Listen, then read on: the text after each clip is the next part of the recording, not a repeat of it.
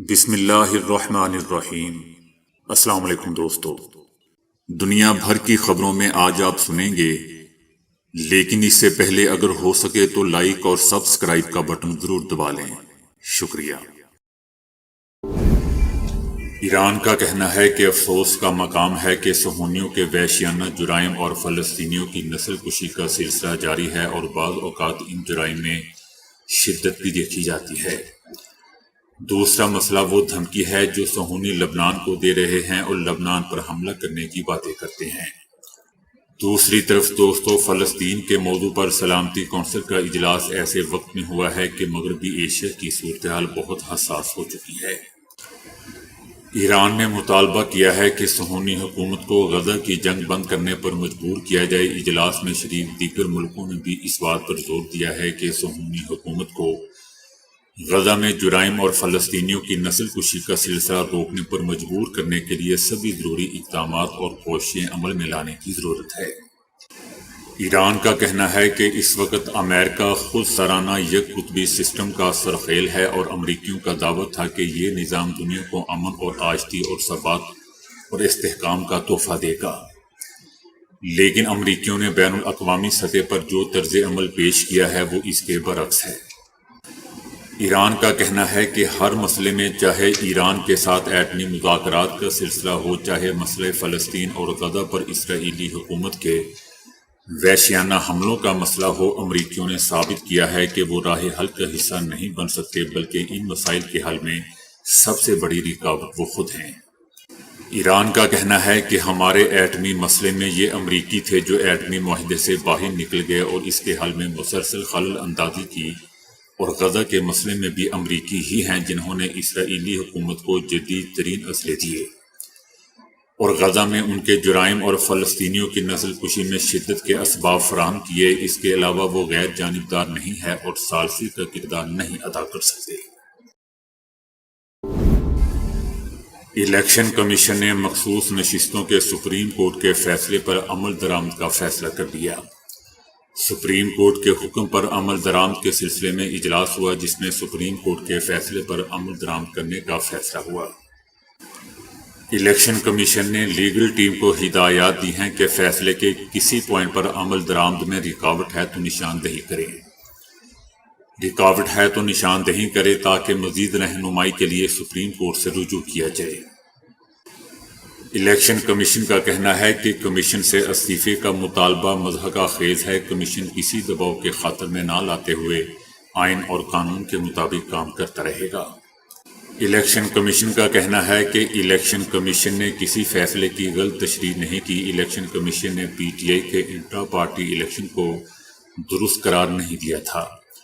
اس کے خلاف P T I مختلف فورم پر گئی اور الیکشن کمیشن کے فیصلے کو برقرار رکھا گیا۔ الیکشن کمیشن کا کہنا ہے کہ پی ٹی آئی کے انٹرا پارٹی الیکشن درست نہیں تھے، جس کے نتیجے میں بیٹ یعنی بلے کا نشان واپس لے لیا گیا۔ سابق مشرقی پاکستان یعنی بنگلہ دیش میں طلبہ تحریک کے دوران تشدد کا گراف خطرناک حد تک دوستوں بلند ہو چکا ہے۔ 2 دن میں اموات کی تعداد 40 سے زائد ہو چکی ہے۔ پولیس سے جھڑپوں میں ہزاروں افراد زخمی ہوئے ہیں۔ بنگلہ دیشی حکومت نے طلبہ تحریک میں انتہائی متاثرہ علاقوں میں سیل فون اور انٹرنیٹ سروسز بند کر دی ہیں۔ تمام تعلیمی ادارے پہلے ہی بند ہیں۔ یاد رہے دوستوں کہ طلبہ تحریک کے تحت گزشتہ روز بنگلہ دیش میں مکمل شٹ ڈاؤن رہا۔ سرکاری ملازمتوں میں کوٹے کے خلاف دارالحکومت ڈھاکہ میں شروع کی جانے والی طلبہ تحریک کئی شہروں تک پھیل چکی ہے۔ عوام بھی مظاہروں میں شریک ہو رہے ہیں۔ کوٹے کے خلاف طلبہ کے احتجاج کو عوامی سطح پر بھی بالکل درست قرار دیا جا رہا ہے۔ حکومت پر بات چیت کے لیے دباؤ بڑھ رہا ہے۔ عالمی اداروں اور تنظیموں نے بنگلہ دیش کی وزیر اعظم شیخ حسینہ واجد پر زور دیا ہے، پریشر ڈالا ہے کہ وہ طلبہ تحریک کے قائدین سے بات کر کے معاملات کو مزید بگڑنے سے بچائیں۔ وزیر اعظم شیخ حسینہ واجد نے بدھ کو ٹی وی پر قوم سے خطاب کرتے ہوئے بات چیت کی یقین دہانی کروائی تھی اور ساتھ ہی ساتھ طلبہ سے یہ بھی کہا تھا کہ وہ ملک کے عدالتی نظام پر بھروسہ رکھیں، عدالتیں انصاف کریں گی۔ گزشتہ روز معاملات نے انتہائی خطرناک شکل اختیار کر لی۔ سیل فون اور انٹرنیٹ سروس بند کیے جانے پر طلباء مزید مشتعل ہو گئے اور انہوں نے متعدد مقامات پر ٹرین سروس روکنے کی بھی کوشش کی۔ ٹی وی اسٹیشنز کو بھی آگ لگائی گئی۔ ڈھاکہ کے علاوہ چٹوگرام یعنی چٹاگنگ، رنگپور اور کمیلا میں بھی حالات خراب ہو چکے ہیں۔ طلباء تحریک سے جڑنے والوں کی تعداد میں اضافہ ہوتا جا رہا ہے۔ اپوزیشن کی سیاسی جماعتیں بھی طلباء تحریک کا بھرپور ساتھ دے رہی ہیں۔ ان کے اسٹوڈنٹس ونگ احتجاجی طلباء کے ساتھ مل کر شیخ حسینہ کی متنازع حکومت کو کمزور کرنے کی کوشش میں مصروف ہو چکے ہیں اور ہو سکتا ہے کہ شیخ حسینہ کی حکومت گر بھی جائے۔ پنجاب حکومت نے انگریز دور کے قانون بدلنے کے لیے بڑا فیصلہ کر لیا ہے۔ پنجاب کی تاریخ میں پہلی مرتبہ 150 سال پرانے کوڈ آف کرمنل پروسیجر یعنی CRPC 1898، تعزیرات پاکستان PPC، سابقہ انڈین پینل کوڈ 1860 اور کوڈ آف سول پروسیجر یعنی CPC 1908 کو 1973 کے پاکستان کے آئین میں دیے گئے حقوق کے مطابق نئے سرے سے لکھنے کے لیے سفارشات وفاقی حکومت کو بھجوانے کا فیصلہ کر لیا ہے۔ CRPC، PPC اور CPC تاریخی طور پر اہم ترین قوانین ہیں جن کی عوامی مسائل کے حل کے حوالے سے بہت اہمیت ہے۔ خواجہ سعد رفیق کے بعد جوید لطیف نے بھی PTI پر پابندی کی مخالفت کرتے ہوئے کہا ہے کہ کسی جماعت پر پابندی نہیں ہونی چاہیے۔ ملکی مفادات کا سودا کرنے والی جماعت سیاسی کہلانے کے لائق نہیں۔ ملک میں انتشار پھیلنے سے ملکی مسائل مزید بڑھیں گے۔ جوید لطیف کا کہنا ہے کہ 2014 میں دھرنا کیوں دیا، کس نے دھرنا دلوایا، کسی کو بھی ملکی مفادات پر سمجھوتا نہیں کرنا چاہیے۔ کیا پہلے سائفل لہرایا گیا، کبھی تنصیبات پر حملے ہوئے، کیا 2018 کے انتخابات صاف اور شفاف تھے؟ پہلے تو کبھی باہر قراردادیں نہیں آئیں۔ جوید لطیف کا مزید کہنا تھا کہ IMF سے معاہدے کس نے توڑے تھے، معاہدے توڑنے والے سے پوچھا جانا چاہیے۔ اقوام متحدہ کا کہنا ہے کہ غزہ جنگ کے آغاز کے بعد سے غزہ کی پٹی کے 90% باشندے بے گھر ہو چکے ہیں، جن میں زیادہ سے زیادہ تر بچے ہیں۔ وہ جگہیں جہاں فلسطینی پناہ گزین پناہ لینے پر مجبور ہیں، وہاں بھی سیکیورٹی اور بنیادی ضروریات کا فقدان ہے۔ پاکستان مسلم لیگ نون کا کہنا ہے کہ سرگوشیاں ہو رہی ہیں کہ عام انتخابات کالعدم قرار دینے کے لیے اکتوبر میں درخواست لگائی جائے گی۔ انتخابات کو کالعدم قرار دیے جانے کا خدشہ ہے۔ نون لیگ کا کہنا ہے کہ حکومت بچانے کے لیے کسی بھی حد تک جائیں گے، مزاحمت کریں گے، دفاع کریں گے۔ نون لیگ نے مزید کہا کہ حالات پریشان کن ہے، غیر یقینی کی صورتحال ہے۔ ذمہ دار صرف سیاستدان نہیں، عدلیہ بھی ہے، لیکن ان کے خیال میں ہفتہ 10 دن میں صورتحال واضح ہو جائے گی۔ نون لیگ کا کہنا ہے کہ فچ نے اپنی رپورٹ میں 18 ماہ میں حکومت کے خاتمے سے متعلق جو بات کی ہے اس میں وزن ہے۔ ٹیکنوکریٹ حکومت میں شامل ہونے کے لیے لوگ تیار بیٹھے ہوئے ہیں۔ نون لیگ نے تسلیم کیا ہے کہ تحریک انصاف پر پابندی کا وقت سے پہلے اعلان کر دیا گیا۔ اتحادیوں سے مشاورت ضروری ہے، ان سے مشاورت نہیں کی گئی، اتفاق رائے سے فیصلہ کریں گے کہ پابندی لگانا ہے کہ یا نہیں۔ اتر پردیش کے قصبہ مظفر نگر میں کانوڑ یاترا کے راستے پر کھانے کے اسٹالر سے ان کے مالکوں کے نام ظاہر کرنے کے لیے اتر پردیش پولیس کی ہدایت کی مذمت کرتے ہوئے آل انڈیا مجلس اتحاد المسلمین کے صدر اسد الدین اویسی نے کہا ہے کہ یہ نازی جرمنی میں ہٹلر کے دور کی یاد دلاتا ہے۔ جب وہاں یہودی کاروبار کا بائیکاٹ کیا گیا تھا، اسے مسلمانوں کا سماجی اور معاشی بائیکاٹ قرار دیتے ہوئے حیدرآباد کے رکن پارلیمنٹ نے کہا کہ یہ انہیں جوڈن بائیکاٹ یعنی نازیوں کا یہودی کاروبار کا بائیکاٹ کی یاد دلاتا ہے۔ اسد الدین اویسی نے کہا کہ ایسا محسوس ہوتا ہے جیسے ہم 1930 میں ہٹلر کے دور میں رہ رہے ہیں۔ اسد الدین اویسی نے یوگی کی قیادت والی UP حکومت کو اس معاملے پر تحریری حکم جاری کرنے کی ہمت دکھانے کو کہا۔ اسد الدین اویسی نے یوگی حکومت کی قیادت والی UP حکومت کو اس معاملے پر تحریری حکم جاری کی ہمت دکھانے کو کہا۔ انہوں نے BJP حکومت پر اچھوت کو فروغ دے کر آئین کے آرٹیکل 17 کی خلاف ورزی کا الزام بھی لگایا۔ اسد الدین اویسی نے کہا کہ یہ آئین کے آرٹیکل 21 کی بھی خلاف ورزی ہے۔ جو زندگی کا حق فراہم کرتا ہے، اور آرٹیکل 19 جو روزی روٹی کے حق کی ضمانت دیتا ہے۔ مجلس اتحاد مسلمین کے سربراہ نے یہ بھی دعویٰ کیا کہ زبانی حکم کے بعد مظفر نگر کے ڈھابوں اور ہوٹلوں کے کئی مسلم ملازمین کو نکال دیا گیا۔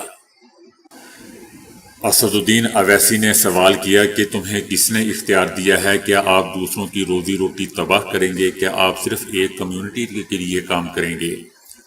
ان کا کہنا تھا کہ ہندو توا تنظیموں کے دباؤ میں لوگوں سے کہا جا رہا ہے کہ وہ مسلمانوں کی دکانوں پر نہ جائیں۔ دوسری طرف دوستو، مظفر نگر پولیس کا کہنا ہے کہ ان کا کوئی مذہبی امتیاز پیدا کرنے کا ارادہ نہیں تھا، لیکن اس کا مقصد صرف اس وقت کسی بھی ناخوشگوار صورتحال کو روکنا ہے جب عقیدت مند ضلع سے گزرتے ہیں۔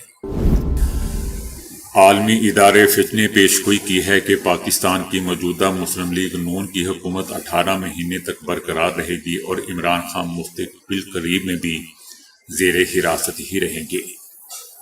معاشی درجہ بندی کے ادارے فچ نے پاکستان سے متعلق رپورٹ جاری کر دی ہے، جس میں کہا گیا ہے کہ اس سال کے اختتام تک پاکستان میں مہنگائی بڑھنے کی شرح کم ہو سکتی ہے۔ موجودہ حکومت آئی ایم ایف کے ساتھ مل کر معاشی اصلاحات کرے گی۔ موجودہ حکومت ختم ہوئی تو پاکستان میں ٹیکنوکریٹ حکومت آئے گی۔ رپورٹ میں بتایا گیا ہے کہ اس سال کے اختتام تک اسٹیٹ بینک سے شرح سود میں کمی کی توقع ہے۔ اسٹیٹ بینک سے شرح سود کو 14% پر لانے کی توقع ہے۔ رپورٹ میں بتایا گیا ہے کہ حکومت پاکستان نے بجٹ میں مشکل ترین معاشی اہداف مقرر کیے ہیں۔ حکومت مالیاتی خسارے کو 7.4% سے کم کر 6.7% پر لانا چاہتی ہے۔ حکومت کے مشکل معاشی فیصلے آئی ایم ایف کے ساتھ پروگرام کی راہ ہموار کر رہے ہیں۔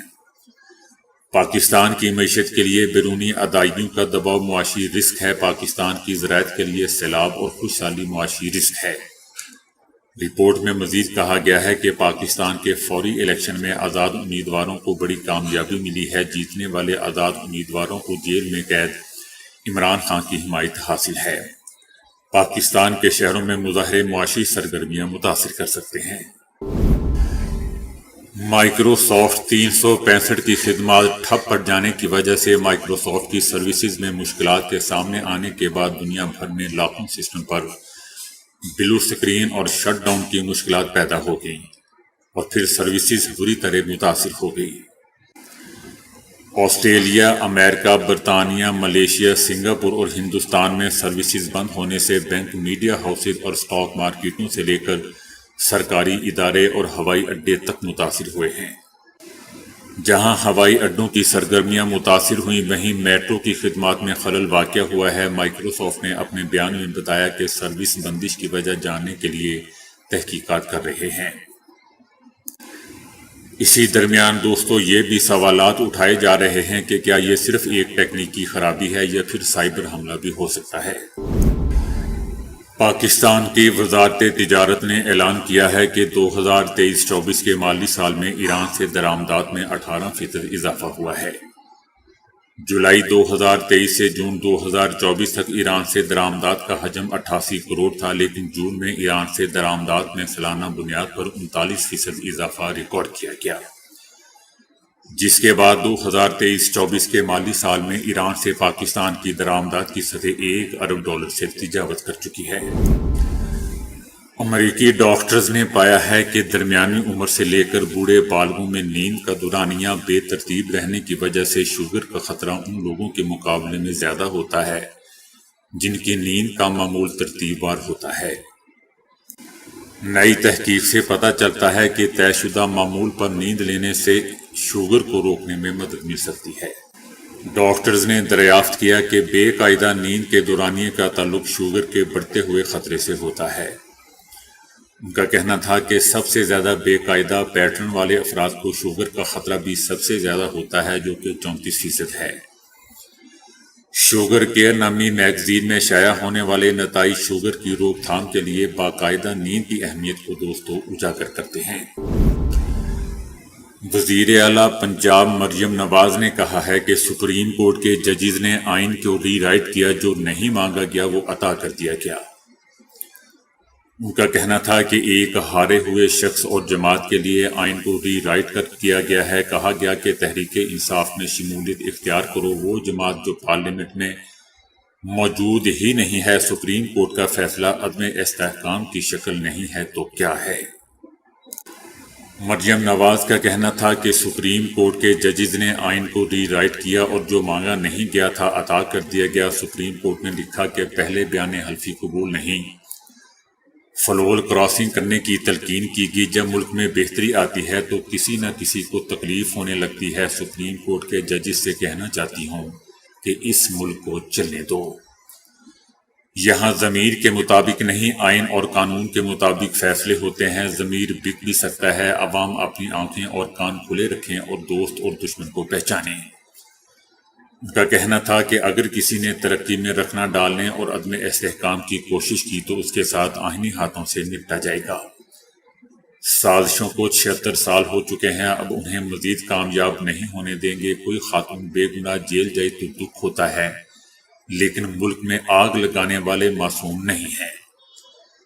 ایک عورت نے اس ملک پر حملہ کیا اور تنصیبات کو آگ لگی، اس کو ضمانت دے دی گئی۔ ایک شخص کو 4 سال حکومت ملی تو ایسی تباہی کی جس کی مثال نہیں ملتی۔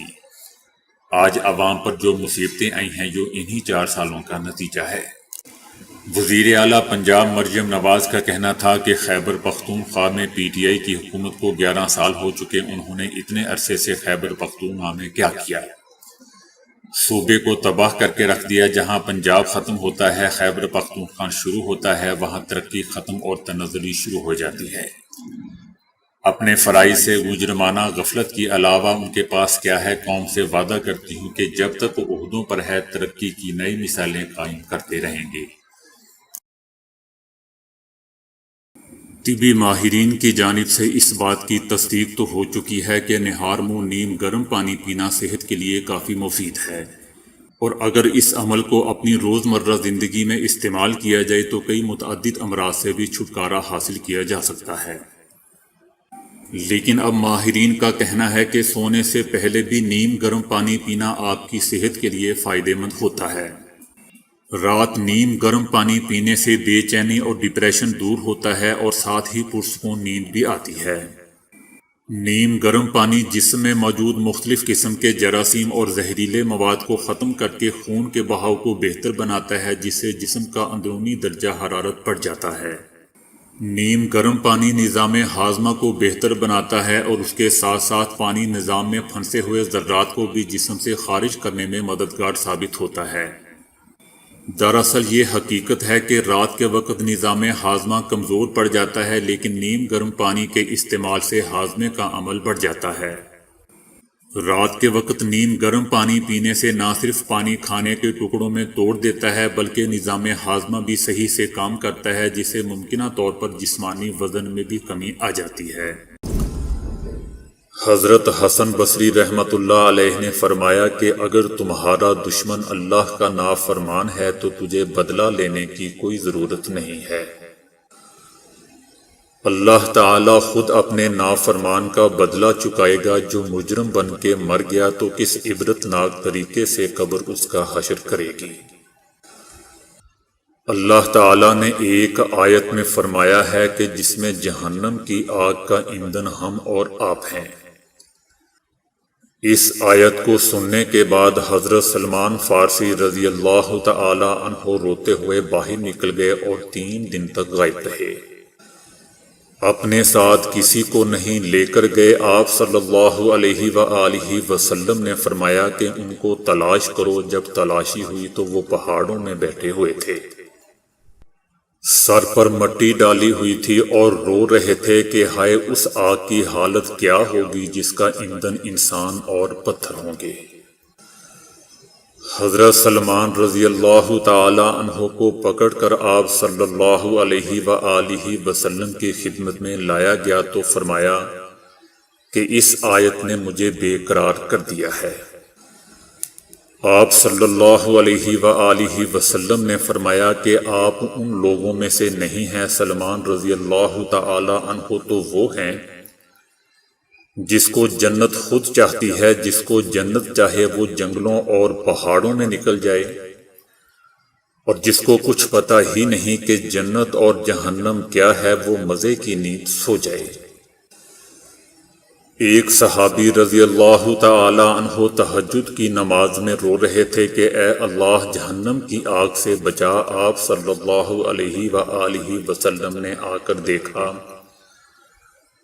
اور فرمایا ارے بھائی تو نے کیا کر دیا؟ تیرے رونے کی وجہ سے آسمان میں صف ماتم بچھی ہوئی ہے۔